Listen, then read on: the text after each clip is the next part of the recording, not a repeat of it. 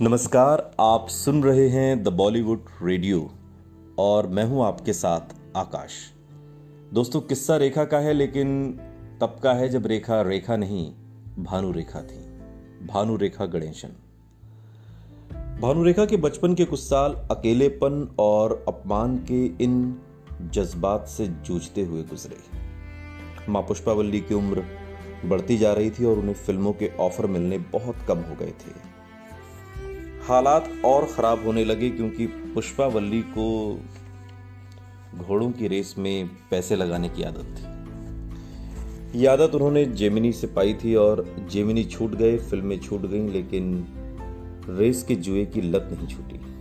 हालात बिगड़ते गए और परिवार का खर्च चलाने के लिए कर्ज लेने की नौबत आ गई। तनाव ने पुष्पावल्ली की सेहत खराब कर दी। उनकी बड़ी बेटी रमा भी बीमार रहने लगी और बड़ा बेटा बाबूजी, जो एक कंपोजर बनना चाहता था, खुद संघर्ष कर रहा था। उनके छोटे बच्चे अभी इस लायक नहीं थे कि कोई काम कर सके, लिहाजा कर्ज चढ़ता जा रहा था और पूरा परिवार बर्बादी की कगार पर खड़ा था। साल 1968 की एक रात भानु रेखा ने एक सुसाइड नोट लिखा। वो फिर से अपने स्कूल के एग्जाम में फेल हो गई थी। ये जिंदगी वो अब और जीना नहीं चाहती थी। न उनसे पढ़ाई का बोझ सहन होता था, न ही जायज नाजायज के तानों की चुभन। अब उन्हें आजादी चाहिए थी, बस नींद की चंद गोलियां और लंबी नींद। अस्पताल में घंटों कोशिश करने के बाद ही डॉक्टर उन्हें बचा पाए। जब उन्होंने अपनी आंखें खोली तो उनके सामने आंखों में आंसू लिए उनकी मां पुष्पावल्ली खड़ी थी।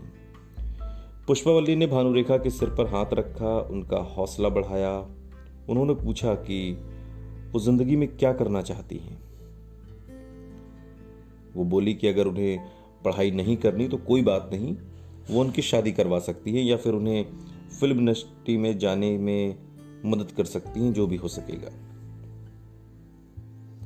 भानु रेखा पहले से ही डांस की ट्रेनिंग ले रही थी और उनके सामने अब 3 रास्ते थे: पढ़ाई, शादी या फिल्में।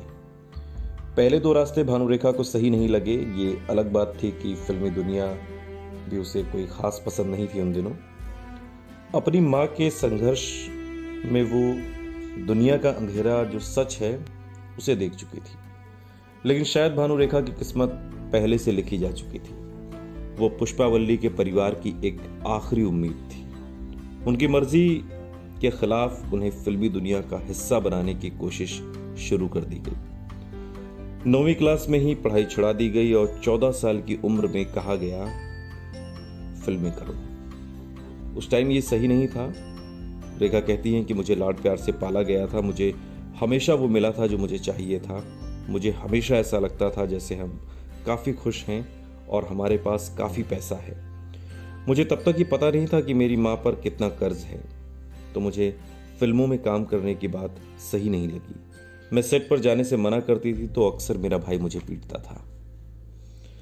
पुष्पावल्ली को यह सब पता था कि भले ही जेमिनी इस बात को न माने, लेकिन पूरी मद्रास फिल्म इंडस्ट्री को यह पता था कि भानु रेखा उनकी बेटी है। जेमिनी न सिर्फ तमिल, तेलुगु और कन्नड़ सिनेमा के बड़े स्टार थे, बल्कि एक बिजनेसमैन भी थे और उन्होंने रियल एस्टेट और प्रॉपर्टी के बिजनेस में काफी पैसा लगाया हुआ था।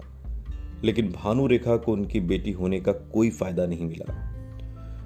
उस बुरे वक्त में अगर जेमिनी ने एक फोन कर दिया होता तो भानु रेखा को साइन करने वाले प्रोड्यूसर्स की लाइन लग जाती। उनकी इतनी हैसियत थी कि वो चाहते तो आसानी से अपनी बेटी को फिल्मों में लॉन्च कर देते, लेकिन उन्होंने ऐसा नहीं किया। अपनी मां के साथ छोटे मोटे रोल पाने के लिए भानु रेखा निर्माताओं के घर के चक्कर काटने लगी। उस वक्त औरतों का फिल्मों में काम करना अच्छा नहीं माना जाता था। 14 साल की भानु रेखा ये समझती थी। उसे निर्माता निर्देशकों की बेरुखी का सामना करना पड़ता। जबरदस्त गर्मी में वो स्टूडियोज के बाहर अपने ऑडिशन का इंतजार करती, जबकि दूसरी तरफ उसके पिता के फैंस स्टूडियोज के बाहर उनकी एक झलक पाने के लिए उनका इंतजार करते थे। ऐसी थी रेखा और ऐसा था उनका बचपन। सुनते रहिए द बॉलीवुड रेडियो, सुनता है सारा इंडिया।